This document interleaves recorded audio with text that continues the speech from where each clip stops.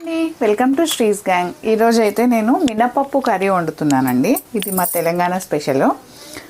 అందరూ కందిపప్పు పెసరపప్పు వండుతారు కదా, నేను మినపప్పుతో కూడా టేస్టీగా కర్రీ వండుతున్నాను. ఇది రొట్టెలకి అన్నంలోకి చాలా బాగుంటుంది. చాలా సింపుల్గా అయిపోతుందండి. చూపిస్తాను ఎలాగో. దానికి కావాల్సిన పదార్థాలు మినపప్పు, పచ్చిమిరపకాయ పేస్ట్ చేసి పెట్టుకున్నానండి. అది దాంట్లో మునగాకు, అంటే నేను కరివేపాకు ప్లేస్లో మునగాకు వేస్తానన్నమాట. అందులో కొంచెం పొడుగా కట్ చేసి పెట్టుకున్న ఉల్లిపాయలు. ముందుగా దానికండి స్టవ్ మీద చిన్న కుక్కర్ పెట్టుకున్నాను. అంటే కడాయి కూడా పెట్టుకోవచ్చు, కానీ కొంచెం ఎక్కువ టైం పడుతుందని నేనైతే ఇది పెట్టుకున్నాను. దీంట్లో ఒక 2 స్పూన్స్ అయితే నెయ్యి వేసుకున్నానండి నేను. మీరు నూనె కూడా వేసుకోవచ్చు, నెయ్యితో కూడా బాగుంటుందని నేనైతే నెయ్యి వేసాను అనమాట.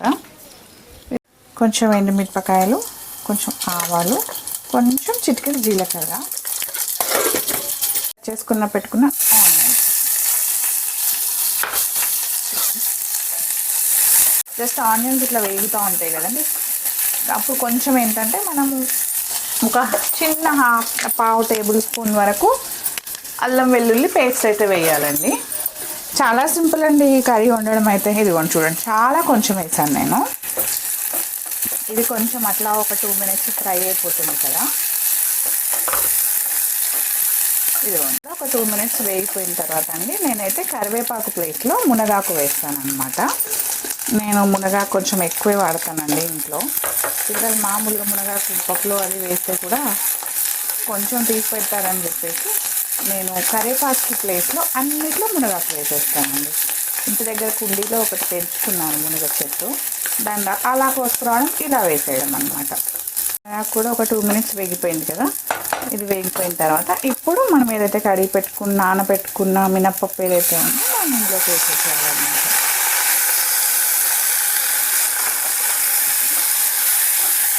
చాలా అంటే చాలా సింపుల్ అండి. ఒకసారి మీరు కూడా ట్రై చేసి చూడండి.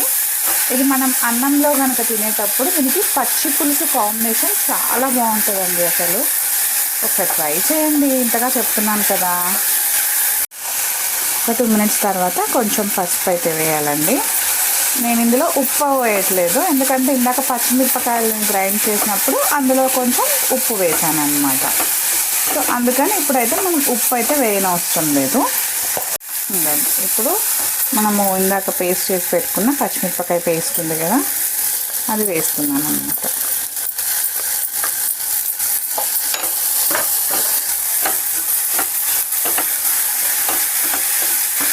ఈ పచ్చిమిరపకాయలు వేసిన తర్వాత ఒక 5 మినిట్స్ మనం కలుపుకొని తర్వాత కొంచెం వాటర్ యాడ్ చేసుకుందాము.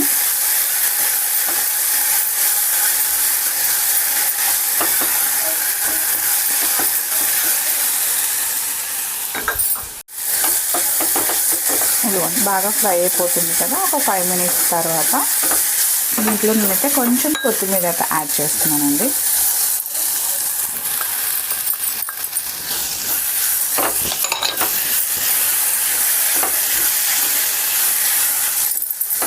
కొంచెం ఒక చిటికెడు ధనియాల పొడి అండి, అంతే. ఎక్కువ ఏమి వేయనవసరం లేదు, ఒక్క చిటికెడు మాత్రం వేస్తే సరిపోతుంది అన్నమాట.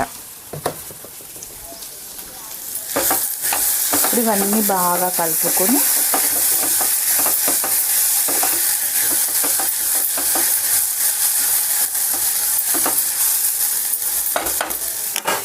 దీనికి కారం ఏం వేయలేదు అనుకోకండి, ఇందాక పచ్చిమిరపకాయ పేస్ట్ వేసాం కదా, సరిపోతుంది.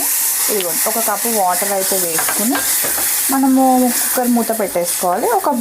ఒక విజిల్ అయితే సరిపోతుందండి. ఎక్కువ అయితే మళ్ళీ అంత మెత్తగా పేస్ట్ లాగా అయిపోతుంది కదా, మనకి ఒక విజిల్ అయితే సరిపోతుంది.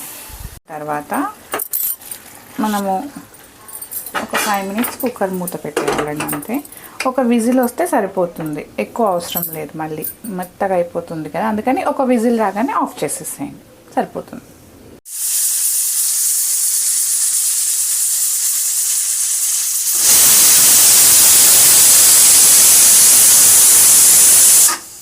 ఫైవ్ మినిట్స్ అయిపోయిన తర్వాత కుక్కర్ మూత అయితే తీసానండి. పప్పు చాలా బాగా ఉడికిపోయిందండి. ఇదిగోండి చూడండి, పప్పులు ఎంత బాగుందో. ఇది ఇట్లాగే ఉండాలండి, మెత్తగా అయితే బాగోదన్నమాట. ఇదిగోండి మన పప్పు అయితే రెడీ అయిపోయింది. దీన్ని మనం గిన్నెలోకి తీసేసుకున్నాం. ఇదిగోండి నేనైతే గిన్నెలోకి షిఫ్ట్ చేసేసుకుంటున్నాను.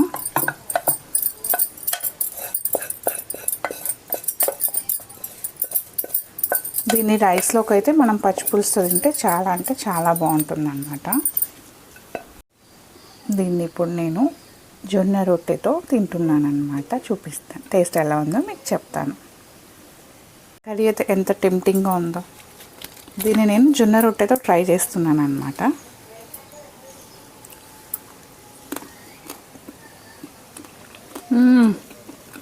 వేడి వేడిగా ఉంది. జొన్న రొట్టెతో కూర మాత్రం చాలా బాగుందండి నిజంగా. పచ్చిమిరపకాయలు, దాంట్లో వేసిన ఉప్పు అన్నీ పర్ఫెక్ట్గా సరిపోయిందండి. పప్పు కూడా పలుకులు పలుకులు చాలా బాగుందండి, మెత్తగా పేస్ట్ అవ్వకుండా.